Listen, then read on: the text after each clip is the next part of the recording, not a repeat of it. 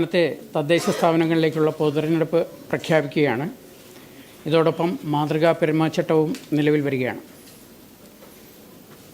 സംസ്ഥാന തെരഞ്ഞെടുപ്പ് കമ്മീഷൻ 1995 മുതൽ കൃത്യമായും 5 വർഷം കൂടുമ്പോൾ സംസ്ഥാനത്തെ എല്ലാ തദ്ദേശ സ്ഥാപനങ്ങളിലേക്കുമുള്ള പൊതുതെരഞ്ഞെടുപ്പ് നടത്തി വരികയാണ്. കേൾക്കുന്നില്ലേ?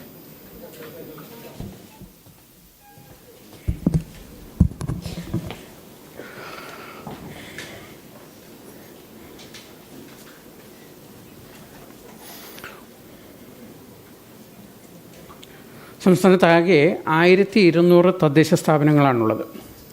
അതിൽ മട്ടന്നൂർ മുനിസിപ്പാലിറ്റിയുടെ തിരഞ്ഞെടുക്കപ്പെട്ട സമിതിയുടെ കാലാവധി അവസാനിക്കുന്നത് 2027 സെപ്റ്റംബർ 10 മാത്രമാണ്.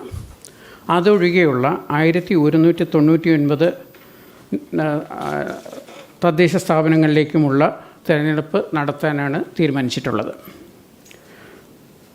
941 ഗ്രാമപഞ്ചായത്തുകളിലെ 17,337 വാർഡുകൾ, 152 ബ്ലോക്ക് പഞ്ചായത്തുകളിലെ 2,267 വാർഡുകൾ, 14 ജില്ലാ പഞ്ചായത്തുകളിലെ 346 വാർഡുകൾ, 86 മുനിസിപ്പാലിറ്റികളിലെ 3,205 വാർഡുകൾ, 6 കോർപ്പറേഷനുകളിലെ 421 വാർഡുകൾ എന്നിവയിലേക്കാണ് തെരഞ്ഞെടുപ്പ് നടത്തുന്നത്.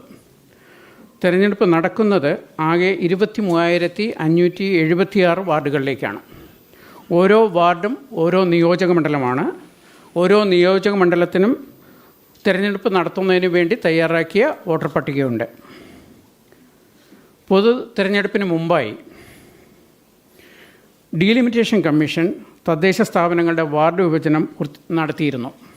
2024 സർക്കാർ പുതുക്കി നിശ്ചയിച്ച അംഗസംഖ്യ പ്രകാരവും 2011 സെൻസസ് ജനസംഖ്യ അടിസ്ഥാനമാക്കിയുമാണ് വാർഡ് വിഭജനം നടത്തിയത്.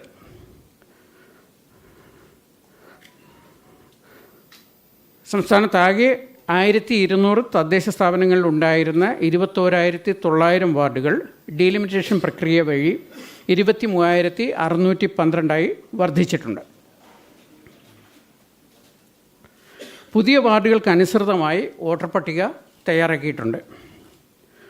ഈ വോട്ടർ പട്ടിക തയ്യാറാക്കുന്നത് 2020 പൊതുതെരഞ്ഞെടുപ്പിന് ഉപയോഗിച്ച വോട്ടേഴ്സ് ലിസ്റ്റ് 2023 2024 സമഗ്രമായി സംക്ഷിപ്തമായി പുതുക്കി പ്രസിദ്ധീകരിച്ചിരുന്നു. 2025 2 തവണയായി സംക്ഷിപ്ത പുതുക്കൽ നടത്തിയിട്ടുണ്ട്.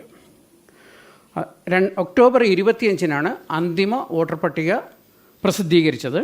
ആ പ്രസിദ്ധീകരിച്ച വോട്ടർ പട്ടിക പ്രകാരം സംസ്ഥാനത്താകെ 2,84,30,761 വോട്ടർമാരുണ്ട്.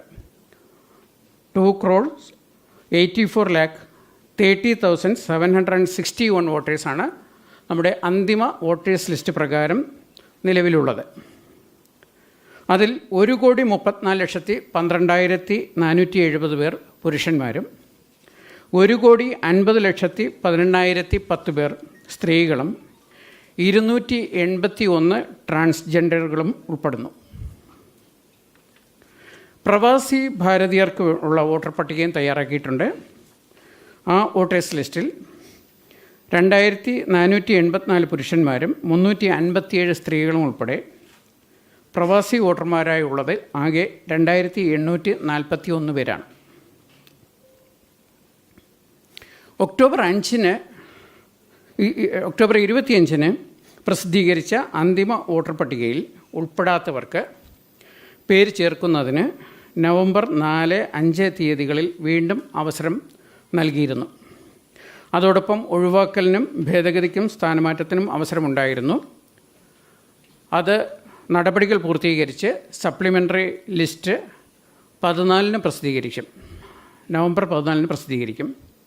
അത് അംഗീകൃത രാഷ്ട്രീയ പാർട്ടികൾക്ക് സൗജന്യമായും മറ്റുള്ളവർക്ക് വില വാങ്ങിയും നൽകുന്നതാണ്. വോട്ടെടുപ്പിനായി ആകെ 33,746 33,746 പോളിംഗ് സ്റ്റേഷൻസ് ഉണ്ടാകും. ഗ്രാമ, ബ്ലോക്ക്, ജില്ലാ പഞ്ചായത്ത് വാർഡുകളിലേക്കുള്ള വോട്ട് രേഖപ്പെടുത്തുന്നതിന് പഞ്ചായത്തുകൾക്കായി 28,127, മുനിസിപ്പാലിറ്റികൾക്ക് 3,604, കോർപ്പറേഷനുകൾക്ക് 2,015 പോളിംഗ് സ്റ്റേഷനാണ് ഏർപ്പെടുത്തിയിട്ടുള്ളത്. പഞ്ചായത്ത് തലത്തിൽ ഒരു വോട്ടർക്ക് ഗ്രാമ, ബ്ലോക്ക്, ജില്ലാ പഞ്ചായത്തിലേക്ക് 3 വോട്ട് ചെയ്യാനുള്ള അവകാശമുണ്ട്. നഗരസഭാ തലത്തിൽ 1 വോട്ടാണ് ചെയ്യേണ്ടത്. തദ്ദേശ സ്ഥാപനങ്ങളിലെ വാർഡ് സംവരണം സംബന്ധിച്ച് അധികാരപ്പെടുത്തിയ ഉദ്യോഗസ്ഥർ ഉത്തരവ് പുറപ്പെടുവിച്ചിട്ടുണ്ട്. ഗ്രാമ, ബ്ലോക്ക്, ജില്ലാ പഞ്ചായത്തുകളുടേത് ജില്ലാ കളക്ടറും, മുനിസിപ്പാലിറ്റികളുടേത് തദ്ദേശ വകുപ്പ് ജില്ലാ ജോയിൻറ്റ് ഡയറക്ടറും, കോർപ്പറേഷനുകളുടേത് തദ്ദേശ വകുപ്പ് അർബൻ ഡയറക്ടറുമാണ് അധികാരപ്പെടുത്തിയ ഉദ്യോഗസ്ഥർ. സ്ത്രീ, പട്ടികജാതി സ്ത്രീ, പട്ടികവർഗ സ്ത്രീ, പട്ടികജാതി, പട്ടികവർഗം എന്നിങ്ങനെ 5 വിഭാഗങ്ങളിലായിരുന്നു സംവരണ വാർഡുകൾ ക്രമീകരിച്ചിട്ടുള്ളത്. സർക്കാർ എണ്ണം നിശ്ചയിച്ച് നൽകിയിരുന്നു. അതുപ്രകാരം അധികാരപ്പെടുത്തിയ ഉദ്യോഗസ്ഥർ സംവരണം നിശ്ചയിച്ചിട്ട് അത് വിജ്ഞാപനം ചെയ്തിട്ടുണ്ട്. തദ്ദേശ സ്ഥാപനങ്ങളുടെ അധ്യക്ഷ സ്ഥാനങ്ങളുടെ സംവരണം സംസ്ഥാന തെരഞ്ഞെടുപ്പ് കമ്മീഷൻ നിശ്ചയിച്ച് വിജ്ഞാപനം ചെയ്തിട്ടുണ്ട്. അധ്യക്ഷ സ്ഥാനം സ്ത്രീകൾക്കായി സംവരണം ചെയ്യാത്ത തദ്ദേശ സ്ഥാപനങ്ങളിൽ ഉപാധ്യക്ഷ സ്ഥാനം, പ്രസിഡൻറ്റ്, വൈസ് പ്രസിഡൻറ്റ് എന്ന തലത്തിലാണ് പഞ്ചായത്തുകളിലുള്ളത്. അതിൽ പ്രസിഡന്റ് സ്ഥാനം സംവരണം ചെയ്തിട്ടുണ്ട്. അവിടെ വൈസ് പ്രസിഡന്റ് സ്ഥാനം സ്ത്രീകൾക്കായിരിക്കും. അതുപോലെ മുനിസിപ്പാലിറ്റിയിൽ മുനിസിപ്പൽ ചെയർമാൻ സ്ഥാനം സ്ത്രീകൾക്കായി സംവരണം ഏർപ്പെടുത്തിയിട്ടുള്ളത്. ഡെപ്യൂട്ടി വൈസ് ചെയർമാൻ സ്ഥാനം സ്ത്രീകൾക്കായിരിക്കും. മേയർ പുരുഷനായിട്ടുള്ളിടത്ത് സ്ത്രീയായിരിക്കും ഡെപ്യൂട്ടി മേയർ. വോട്ടെടുപ്പിനായി ഉപയോഗിക്കുന്ന ഇലക്ട്രോണിക് വോട്ടിംഗ് മെഷീനുകൾ ഹൈദരാബാദ് ആസ്ഥാനമായ electronic corporation of India limited സംസ്ഥാന തിരഞ്ഞെടുപ്പ് കമ്മീഷന് വേണ്ടി നിർമ്മിച്ച് നൽകിയിട്ടുള്ളതാണ്. ഇവിടെ പരിശോധന ECIL എഞ്ചിനീയർമാരുടെ നേതൃത്വത്തിൽ പൂർത്തിയാക്കിയിട്ടുണ്ട്. 50,693 കൺട്രോൾ യൂണിറ്റുകളും 1,37,922 ബാലറ്റ് യൂണിറ്റുകളുമാണ് അത്തരത്തിൽ പൊതു തെരഞ്ഞെടുപ്പിനായി തയ്യാറാക്കിയിട്ടുള്ളത്. ത്രിതല പഞ്ചായത്തുകളിൽ ഓരോ പോളിംഗ് സ്റ്റേഷനിലും 1 കൺട്രോൾ യൂണിറ്റും 3 ബാലറ്റ് യൂണിറ്റും ഉണ്ടാകും. പരിശോധന പൂർത്തിയാക്കിയ മെഷീനുകളിൽ വോട്ടെടുപ്പിന് ഒരാഴ്ച മുമ്പ് കാൻഡിഡേറ്റ് സെറ്റിങ്ങിന് വേണ്ടി ബന്ധപ്പെട്ട റിട്ടേണിംഗ് ഓഫീസർമാർക്ക് നൽകുകയും അതിൽ കാൻഡിഡേറ്റ് സെറ്റിംഗ് പൂർത്തിയാക്കി പോളിംഗിനായി തയ്യാറാക്കുന്നതുമാണ്. ഒരു ബാലറ്റ് യൂണിറ്റിൽ പരമാവധി 15 സ്ഥാനാർത്ഥികളുടെ പേരും ചിഹ്നവുമാണ് ഉണ്ടാകുക. 15-ൽ കൂടുതൽ സ്ഥാനാർത്ഥികൾ ഉണ്ടാകുകയാണ് എങ്കിൽ അധികം ബാലറ്റ് യൂണിറ്റുകൾ ഉപയോഗിക്കും. വോട്ടെടുപ്പിന് ആവശ്യമായ പോളിംഗ് സാധനങ്ങളും ഫോംസും മറ്റും ബന്ധപ്പെട്ട ഉദ്യോഗസ്ഥർക്ക് ഇതിനകം തന്നെ എത്തിച്ചിട്ടുണ്ട്. EVMകൾ വോട്ടെടുപ്പിന് ഒരാഴ്ച മുമ്പ് ജില്ലാ വെയർഹൗസിൽ നിന്നും വരണാധികാരികൾക്ക് ലഭ്യമാക്കും. തിരഞ്ഞെടുപ്പിനായി വരണാധികാരികളെയും ഉപവരണാധികാരികളെയും കമ്മീഷൻ വിജ്ഞാപനം ചെയ്തിട്ടുണ്ട്. ജില്ലാ പഞ്ചായത്തിൻ്റെ വരണാധികാരി ജില്ലാ കളക്ടറാണ്. റിട്ടേണിംഗ് ഓഫീസർ ജില്ലാ പഞ്ചായത്തിൻ്റെ റിട്ടേണിംഗ് ഓഫീസർ ഡിസ്ട്രിക്ട് കളക്ടറാണ്. ഗ്രാമപഞ്ചായത്ത്, ബ്ലോക്ക് പഞ്ചായത്ത്, ജില്ലാ പഞ്ചായത്ത് എന്നിവയ്ക്ക് 1 വീതവും മുനിസിപ്പാലിറ്റി കോർപ്പറേഷനുകൾക്ക് വാർഡുകളുടെ എണ്ണത്തിനനുസരിച്ച് 1-ലധികവും വരണാധികാരികൾ ഉണ്ടാവും. ആകെ സംസ്ഥാനത്ത് ഈ തെരഞ്ഞെടുപ്പ് നടക്കുന്ന മുഴുവൻ തദ്ദേശ സ്ഥാപനങ്ങളിലേക്കുമായി 1249 റിട്ടേണിംഗ് ഓഫീസേഴ്സാണുള്ളത്. ഓരോ വരണാധികാരിക്കും 1-ലധികം ഉപവരണാധികാരികളെയും ചുമതലപ്പെടുത്തിയിട്ടുണ്ട്. വരണാധികാരികൾക്കും ഉപവരണാധികാരികൾക്കും ആവശ്യമായ പരിശീലനം ഇതിനകം തന്നെ നൽകിയിട്ടുണ്ട്. ഓരോ പോളിംഗ് സ്റ്റേഷനിലും ഒരു പ്രിസൈഡിംഗ് ഓഫീസറും 3 പോളിംഗ് ഓഫീസർമാരുമാണ് ഉണ്ടാകുക. വോട്ടെടുപ്പിനായി നിയോഗിക്കുന്ന അതുൾപ്പെടെ ഇലക്ഷൻ പ്രവർത്തനത്തിനായി 1,80,000 ഉദ്യോഗസ്ഥരെയാണ് നിയോഗിക്കുന്നത്. ഇത് കൂടാതെ സെക്യൂരിറ്റി സുരക്ഷ ഉറപ്പുവരുത്തുന്നതിന് വേണ്ടി 70,000-ഓളം പോലീസുകാരെയുമാണ് നിയോഗിക്കുക. അങ്ങനെ ഏകദേശം 2.5 ലക്ഷത്തോളം ജീവനക്കാർ തദ്ദേശ തെരഞ്ഞെടുപ്പിനായി ഉണ്ടാകും. പോളിംഗ് സാധനങ്ങളുടെ വിതരണത്തിനും പോളിംഗിനും ശേഷം അവ തിരികെ വാങ്ങി സൂക്ഷിക്കുന്നതിനുമുള്ള വിതരണ സ്വീകരണ കേന്ദ്രങ്ങൾ, ഡിസ്ട്രിബ്യൂഷൻ ആൻഡ് റിസപ്ഷൻ സെൻറ്റേഴ്സ് നിശ്ചയിച്ചിട്ടുണ്ട്. അത് വിജ്ഞാപനം ചെയ്തിട്ടുണ്ട്, അത് പബ്ലിഷ് ചെയ്തിട്ടുണ്ട്. ത്രിതല പഞ്ചായത്തുകളെ സംബന്ധിച്ച് ബ്ലോക്ക് പഞ്ചായത്ത് തലത്തിലും മുനിസിപ്പാലിറ്റി കോർപ്പറേഷനുകളെ സംബന്ധിച്ച് അതത് സ്ഥാപന തലത്തിലുമാണ് ഡിസ്ട്രിബ്യൂഷൻ സെൻറ്റേഴ്സും റിസപ്ഷൻ സെൻറ്റേഴ്സും അറേഞ്ച് ചെയ്യുന്നത്. സംസ്ഥാനത്താകെ 244 ഡിസ്ട്രിബ്യൂഷൻ റിസപ്ഷൻ സെൻറ്റേഴ്സാണ് ഉണ്ടാവുക. തദ്ദേശ തെരഞ്ഞെടുപ്പിൽ മത്സരിക്കുന്നതിന് രാഷ്ട്രീയ പാർട്ടികൾക്ക് ചിഹ്നം അനുവദിച്ച് കമ്മീഷൻ ഉത്തരവായിട്ടുണ്ട്. 4 പട്ടികകളായി തിരിച്ച് ആണ് ചിഹ്നങ്ങൾ അനുവദിച്ചിട്ടുള്ളത്. 1-ാം പട്ടികയിൽ ദേശീയ പാർട്ടികൾക്കും 2-ാം പട്ടികയിൽ കേരളത്തിലെ സംസ്ഥാന പാർട്ടികൾക്കുമാണ് ചിഹ്നങ്ങൾ നൽകിയിട്ടുള്ളത്. 3-ാം പട്ടികയിൽ മറ്റ് സംസ്ഥാനങ്ങളിലെയും കേന്ദ്രഭരണ പ്രദേശങ്ങളിലെയും അംഗീകൃത പാർട്ടികൾക്കും കേരള നിയമസഭയിലോ തദ്ദേശ സ്ഥാപനങ്ങളിലോ പ്രാതിനിധ്യമുള്ള പാർട്ടികൾക്കുമുള്ള ചിഹ്നങ്ങളാണ് നൽകുന്നത്. 4-ാം പട്ടികയിലെ ചില സ്വതന്ത്ര ചിഹ്നങ്ങൾ മുൻഗണനാ ക്രമത്തിൽ ചില രജിസ്ട്രേഡ് പാർട്ടികൾക്ക് അനുവദിച്ചിട്ടുണ്ട്. അല്ലാത്തവ സ്വതന്ത്ര സ്ഥാനാർത്ഥികൾക്ക് നൽകും. തിരഞ്ഞെടുപ്പുമായി ബന്ധപ്പെട്ട മാതൃകാ പെരുമാറ്റച്ചട്ടം ഞാൻ സൂചിപ്പിച്ചതുപോലെ പ്രാബല്യത്തിൽ വന്നിരിക്കുകയാണ്. പെരുമാറ്റച്ചട്ടം സംസ്ഥാനത്തെ മുഴുവൻ തദ്ദേശ സ്ഥാപനങ്ങൾക്കും ബാധകമായിരിക്കും. മട്ടന്നൂർ ഉൾപ്പെടെ മുഴുവൻ തദ്ദേശ സ്ഥാപനങ്ങൾക്കും പെരുമാറ്റച്ചട്ടം ബാധകമാണ്. സ്വതന്ത്രവും നിഷ്പക്ഷവും നീതിപൂർവവുമായ തെരഞ്ഞെടുപ്പ് നടത്തുന്നതിനാണ് പെരുമാറ്റച്ചട്ടം ഏർപ്പെടുത്തിയിട്ടുള്ളത്. ജാതിയുടെയോ സമുദായത്തിൻ്റെയോ ഭാഷയുടെയോ പേരിൽ വോട്ട് ചോദിക്കുകയോ മതസ്ഥാപനങ്ങൾ, ആരാധനാലയങ്ങൾ എന്നിവ തിരഞ്ഞെടുപ്പ് പ്രവർത്തനത്തിന് ഉപയോഗിക്കാനോ പാടില്ല.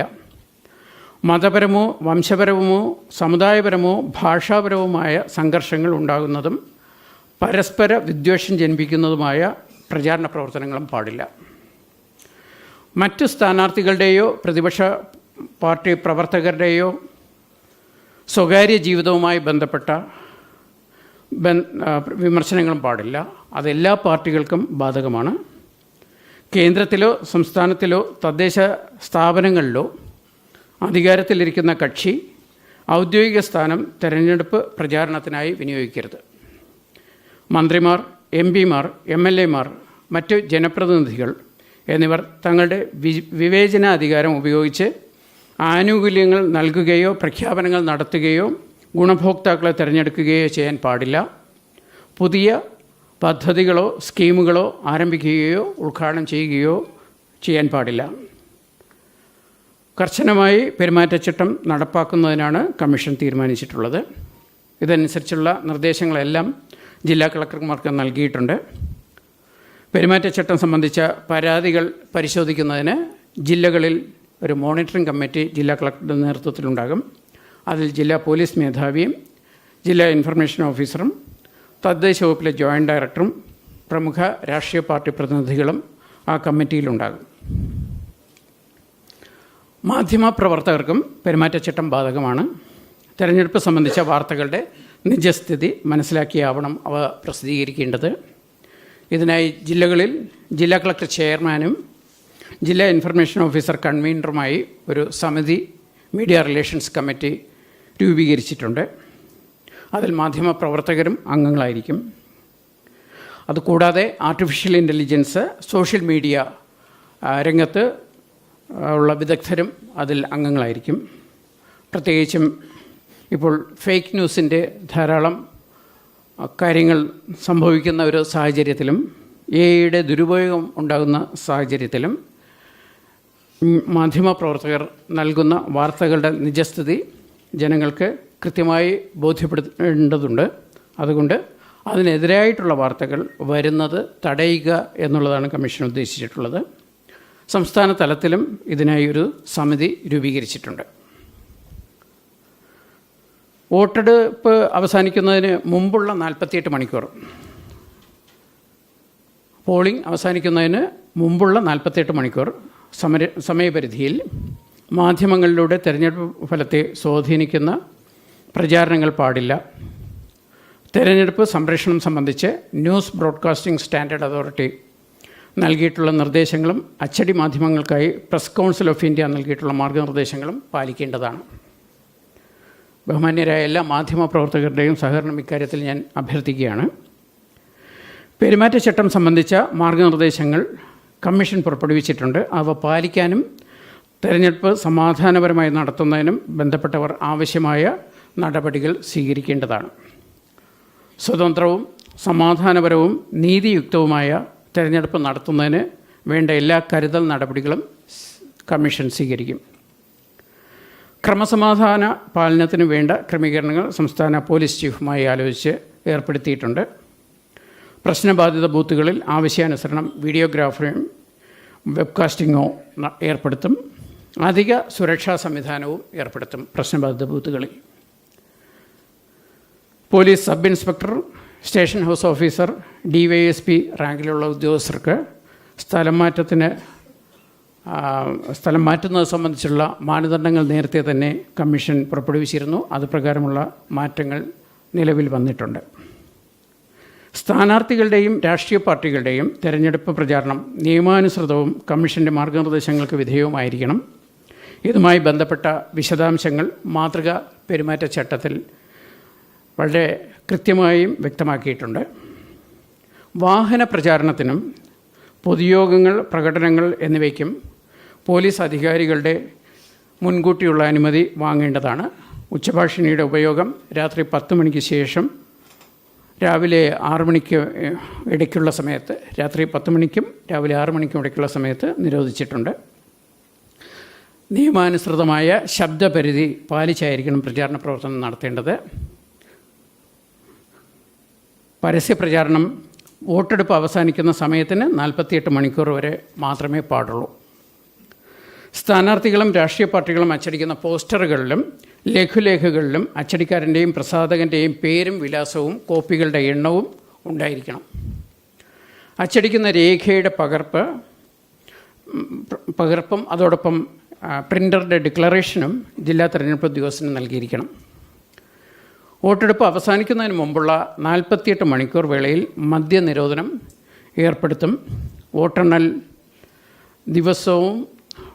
ദിവസവും മദ്യനിരോധനം ഉണ്ടാകും. തെരഞ്ഞെടുപ്പ് പ്രവർത്തനങ്ങൾ നിരീക്ഷിക്കുന്നതിനായി ഓരോ ജില്ലയിലും ഒരു ജനറൽ ഒബ്സർവർ ഉണ്ടാകും. IAS, IFS തലത്തിലുള്ള ഒരു ഓഫീസറെ കമ്മീഷൻ ഇതിനായി നിയോഗിക്കും.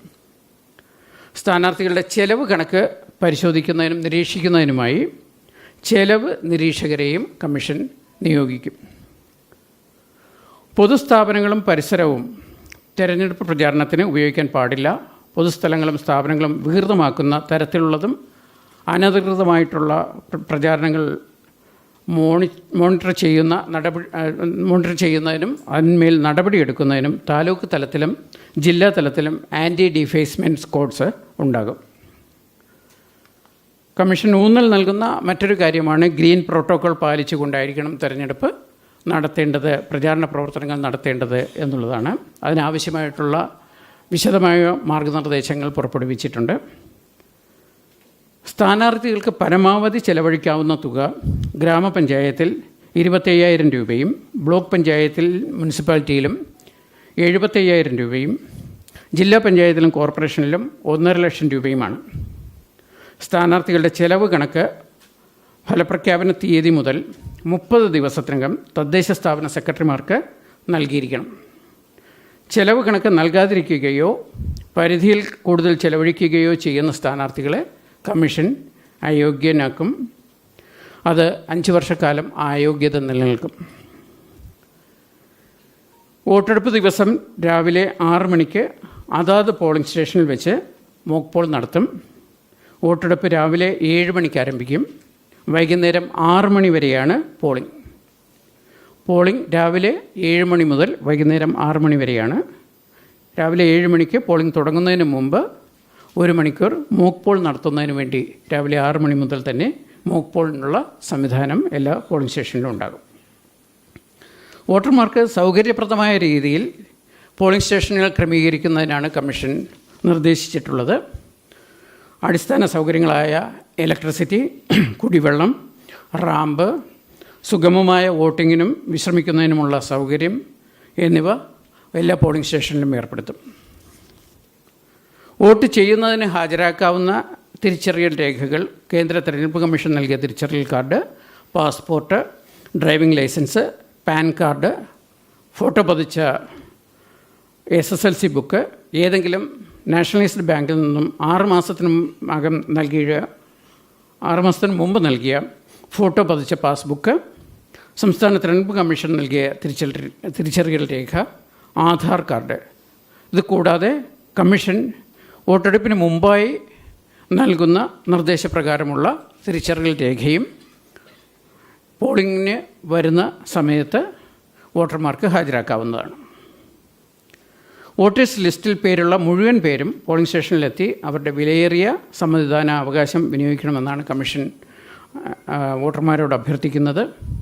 കമ്മീഷൻ ഇത്തവണ എടുത്ത ഒരു സമീപനം തന്നെ അർഹതയുള്ള 100% വോട്ടർമാരെയും വോട്ടേഴ്സ് ലിസ്റ്റിൽ ഉൾപ്പെടുത്തുക, വോട്ടേഴ്സ് ലിസ്റ്റിലുള്ള 100% പേർക്കും പോളിംഗ് ദിവസം പോളിംഗ് സ്റ്റേഷനിലെത്തി വോട്ട് ചെയ്യുന്നതിനുള്ള സൗകര്യമൊരുക്കുക എന്നുള്ളതാണ്.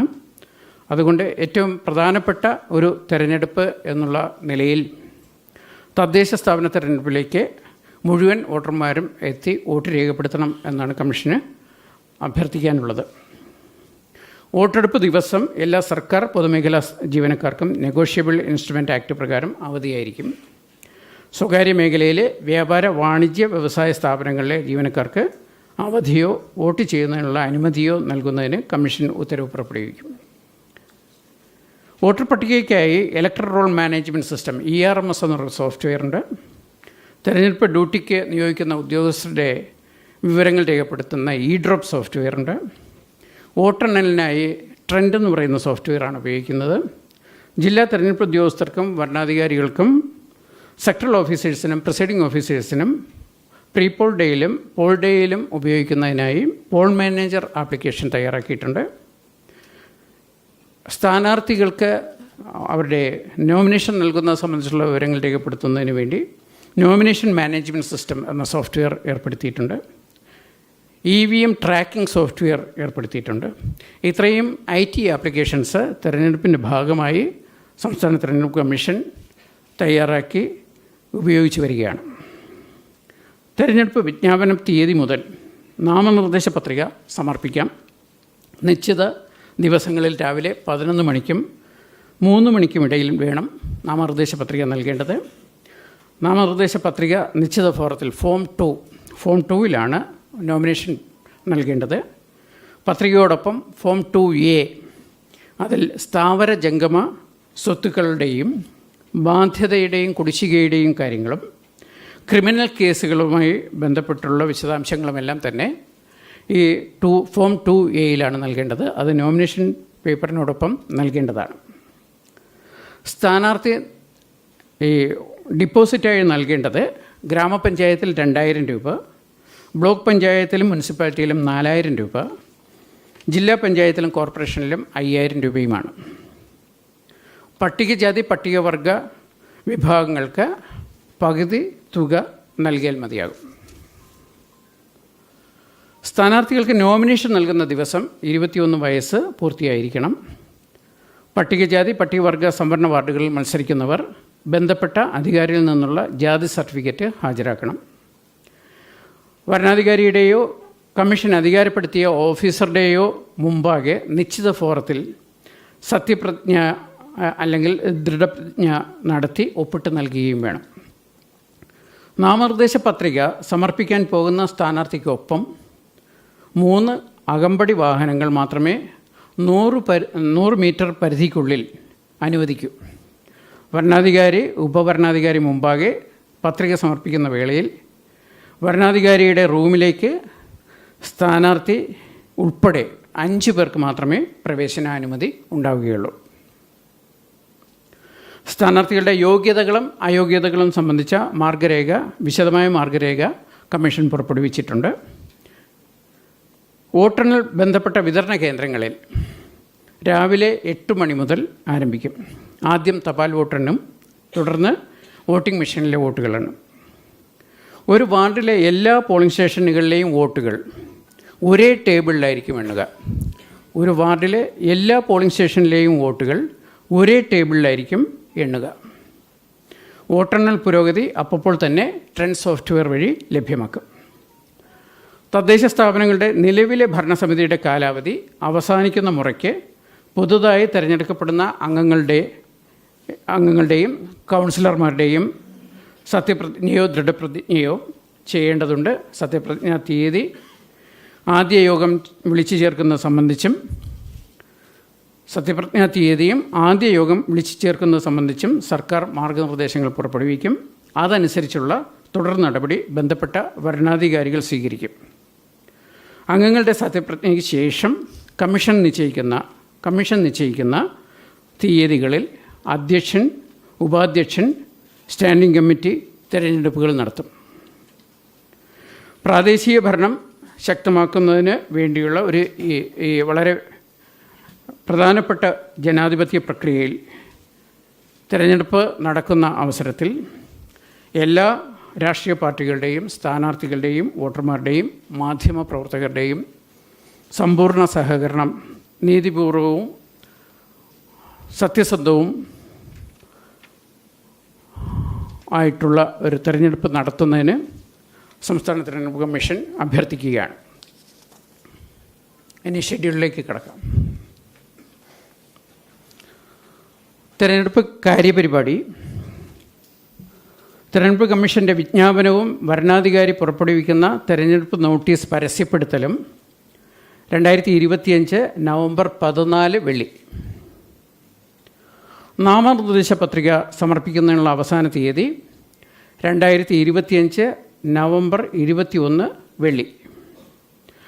നാമനിർദ്ദേശ പത്രികകളുടെ സൂക്ഷ്മ പരിശോധന സ്ക്രൂട്ടിനി 2025 നവംബർ 22 ശനി. സ്ഥാനാർത്ഥിത്വം പിൻവലിക്കാനുള്ള അവസാന തീയതി, വിഡ്രോവലിനുള്ള അവസാന തീയതി 2025 നവംബർ 24 തിങ്കൾ. ആവശ്യമുള്ള പക്ഷം ജില്ലകളിൽ വോട്ടെടുപ്പ് നടത്തുന്നതിനുള്ള തീയതി. 2 ഘട്ടമായിട്ടാണ് ഇത്തവണ പോളിംഗ് നടത്തുന്നത്. കഴിഞ്ഞ തവണ അത് 3 ഘട്ടമായിരുന്നു. അത് കോവിഡിൻ്റെ പശ്ചാത്തലത്തിൽ 3 ഘട്ടമായിരുന്നു. ഇത്തവണ 2 ഘട്ടമായിട്ടാണ് പോളിംഗ് നടത്തുന്നത്. തിരുവനന്തപുരം, കൊല്ലം, പത്തനംതിട്ട, ആലപ്പുഴ, കോട്ടയം, ഇടുക്കി, എറണാകുളം ജില്ലകളിൽ 7 ജില്ലകളിൽ തിരുവനന്തപുരം, കൊല്ലം, പത്തനംതിട്ട, ആലപ്പുഴ, കോട്ടയം, ഇടുക്കി, എറണാകുളം ജില്ലകളിൽ 2025 ഡിസംബർ 9 ചൊവ്വാഴ്ചയായിരിക്കും പോളിംഗ്. തൃശ്ശൂർ, പാലക്കാട്, മലപ്പുറം, കോഴിക്കോട്, വയനാട്, കണ്ണൂർ, കാസർഗോഡ് ജില്ലകളിൽ 7 ജില്ലകളിൽ 2025 ഡിസംബർ 11 വ്യാഴാഴ്ചയായിരിക്കും പോളിംഗ്. ഡിസംബർ 9-നും ഡിസംബർ 11-നും 2 ഘട്ടമായി രാവിലെ 7 മണി മുതൽ വൈകുന്നേരം 6 മണി വരെയായിരിക്കും പോളിംഗ്. വോട്ടെണ്ണൽ നടത്തുന്നത് കൗണ്ടിംഗ് 2025 ഡിസംബർ 13 ശനിയാഴ്ചയാണ്. തിരഞ്ഞെടുപ്പ് നടപടികൾ പൂർത്തിയാക്കാനുള്ള അവസാന തീയതി 2025 ഡിസംബർ 18. ഞാൻ ഈ ഷെഡ്യൂൾ ഒന്നുകൂടെ പറയാം. Notification of the election commission and publication of election notices issued by the returning officers November 14, 2025 Friday. Last date for filing nominations November 21st, 2025 Friday. Scrutiny of nomination papers November 22nd, 2025 Saturday. Date of polling Trivandrum, Kollam, Pathanamthitta, Alappuzha, Kottayam, Idukki and Ernakulam districts December 9th Tuesday. Thrissur, Palakkad, Malappuram, Kozhikode, Wayanad, Kannur and Kasaragod districts December 11th 2025. Date of counting December 13, 2025, Saturday. Last date to complete the election process, December 18th, 2025, Thursday. Thank you.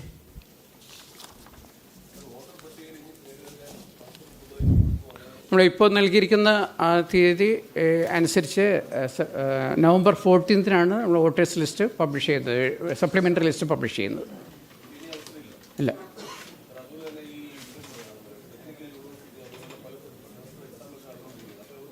നമ്മളെല്ലാ എല്ലാ consultation നടത്തിയതിന് ശേഷമാണ് concern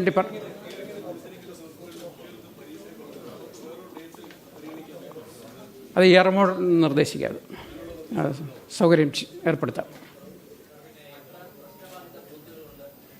കഴിഞ്ഞ തവണ അത് 1800 ആയിരുന്നു. ഇത്തവണ നമ്മളത് കണക്കെടുക്കുന്നതേ ഉള്ളൂ.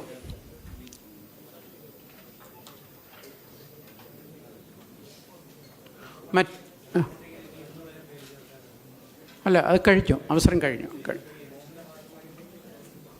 അതായത് വോട്ടേഴ്സ് ലിസ്റ്റിൽ ലാസ്റ്റ് ഡേ ഓഫ് നോമിനേഷൻ വരെ പേര് ചേർക്കാമെന്നുള്ള വ്യവസ്ഥയുണ്ട്. പക്ഷേ ലാസ്റ്റ് ഡേ ഓഫ് നോമിനേഷനിൽ ഒരാൾ ഒരു ആപ്ലിക്കേഷൻ കൊടുത്തു കഴിഞ്ഞാൽ, അല്ലെങ്കിൽ ഫസ്റ്റ് ഡേ ഓഫ് നോമിനേഷൻ തന്നെ ആപ്ലിക്കേഷൻ കൊടുത്തു കഴിഞ്ഞാൽ 8th ഡേ ആണ് ഹിയറിങ്ങിന് വരുന്നത്. ഹിയറിങ് കഴിഞ്ഞതിന് ശേഷം അത് ഫൈനലൈസ് ചെയ്യുന്നതിനുള്ള സാവകാശം കിട്ടുകയില്ല. അതുകൊണ്ടാണ് ഈ നോമിനേഷനും 10 ദിവസം മുമ്പ് ഈ നടപടികൾ അവസാനിപ്പിക്കുന്നത്. അപേക്ഷ കൊടുക്കുന്നതിന് തടസ്സമില്ല, പക്ഷേ അപേക്ഷ പരിശോധിക്കുന്നതും പരിഗണിക്കുന്നതുമെല്ലാം ഇലക്ഷന് ശേഷമായിരിക്കും.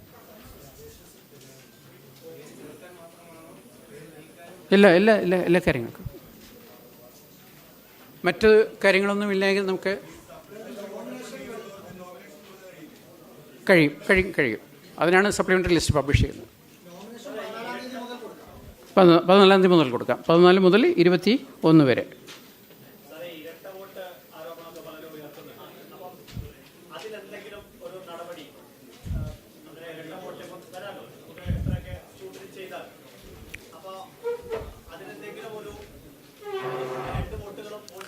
(2020) പൊതു തെരഞ്ഞെടുപ്പിന് ഉപയോഗിച്ചിരുന്ന ഫൈനൽ വോട്ടേഴ്സ് ലിസ്റ്റ് 4 തവണ ഒരു പുതുക്കലിന് വിധേയമാക്കിയിട്ടുണ്ട്. ഈ 4 തവണയും വളരെ വ്യക്തമായിട്ടുള്ള നിർദ്ദേശങ്ങൾ എല്ലാവർക്കും നൽകിയിട്ടുണ്ടായിരുന്നു. എല്ലാവരും അത് പരമാവധി പ്രയോജനപ്പെടുത്തിയിട്ടുണ്ട്. അത് കഴിഞ്ഞതിന് ശേഷമാണ് 2025 2 തവണയാണ് ഇലക്ഷൻ മുന്നോടിയായിട്ട് സമ്മറി റിവിഷൻ നടത്തിയത്. അവസാനം ഒരവസരം കൂടി ഇപ്പോൾ നൽകിയിരിക്കുകയാണ്.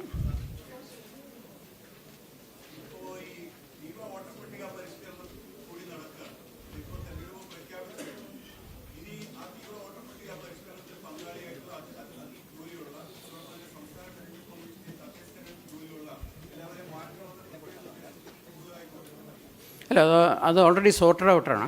കാരണം അത് CEO-യും അതേപോലെ തന്നെ കേന്ദ്ര ഇലക്ഷൻ കമ്മീഷൻ നിർദ്ദേശം അനുസരിച്ച് CEO എങ്ങനെയാണ് BLOമാരെ ക്രമീകരിക്കേണ്ടത് എന്നുള്ള നിർദ്ദേശം കൊടുത്തു കഴിഞ്ഞു. അതുകൊണ്ട് തന്നെ തദ്ദേശ തെരഞ്ഞെടുപ്പിനായിട്ട് ഉദ്യോഗസ്ഥരെ ലഭ്യമാക്കുന്നത് സംബന്ധിച്ച് കളക്ടർമാരൊന്നും തന്നെ ഒരു പ്രശ്നവും പറഞ്ഞിട്ടില്ല. അതുകൊണ്ട് ആവശ്യത്തിനുള്ള ഉദ്യോഗസ്ഥരെ നമുക്കുണ്ടാകും. തെരഞ്ഞെടുപ്പ് സുഗമമായി നടത്താൻ കഴിയും.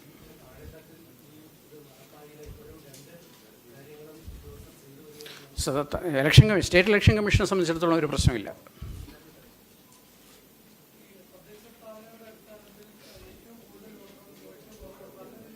അത് സപ്ലിമെൻ്ററിയോട് കഴിഞ്ഞതിന് ശേഷം ഡീറ്റെയിൽഡായിട്ട് ജില്ല തിരിച്ചും തദ്ദേശ സ്ഥാപന തലത്തിലുമുള്ള ഡീറ്റെയിൽസ് തരാം.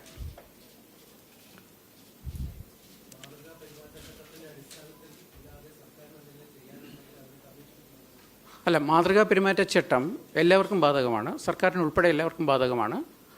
മാതൃകാ പെരുമാറ്റച്ചട്ടം നടപ്പിലാക്കുന്നത് സംബന്ധിച്ചുള്ള കാര്യങ്ങളിൽ ഏതെങ്കിലും തരത്തിലുള്ള ആക്ഷേപമോ അഭിപ്രായമോ ഉണ്ടാകുകയാണെങ്കിൽ അത് കമ്മീഷൻ പരിശോധിച്ചാണ് തീരുമാനമെടുക്കുന്നത്.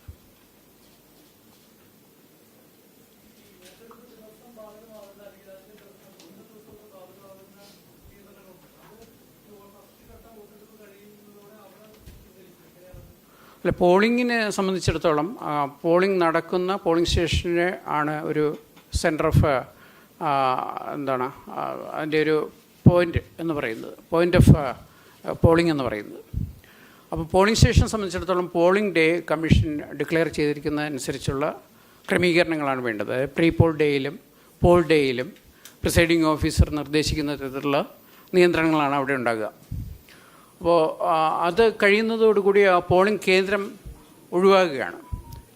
അടുത്ത ജില്ലകളിൽ നടക്കുന്ന പോളിങ്ങിനായി ക്രമീകരിക്കുന്ന പോളിംഗ് സ്റ്റേഷനുകൾക്ക് ഇതേ നിയന്ത്രണം ബാധകമായിരിക്കും. അത് ഞാൻ നേരത്തെ സൂചിപ്പിച്ചു. കഴിഞ്ഞ തവണ 1800-നും 2000-നും ഇടയ്ക്കായിരുന്നു. ഇപ്പോൾ നമ്മൾ കണക്കെടുക്കുകയാണ്.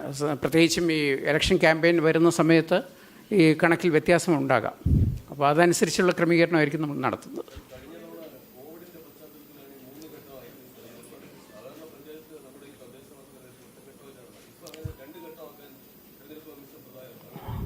ആയിരത്തി 1995 മുതൽ 6 തെരഞ്ഞെടുപ്പുകളാണ് ഇതിനകം നടന്നത്. ഇത് 7ാമത്തെ പൊതു തെരഞ്ഞെടുപ്പാണ്. 5 ഘട്ടങ്ങളിലും 2 ഘട്ടമായിട്ടാണ് 5 തെരഞ്ഞെടുപ്പിലും പൊതു തെരഞ്ഞെടുപ്പിലും 2 ഘട്ടമായിട്ടാണ് ഇലക്ഷൻ നടത്തിയത്. കഴിഞ്ഞ പൊതു തെരഞ്ഞെടുപ്പിൽ കോവിഡിൻ്റെ പശ്ചാത്തലത്തിൽ അത് 3 ഘട്ടമായി. ഇത്തവണ 2 ഘട്ടമായിട്ട് തന്നെയാണ് നടത്തുന്നത്. അത് ഉദ്യോഗസ്ഥ വിന്യാസവും സുരക്ഷാ ക്രമീകരണങ്ങളും എല്ലാം കണക്കിലെടുത്തിട്ടാണ് കമ്മീഷൻ അങ്ങനെ ഒരു തീരുമാനം എടുക്കുന്നത്.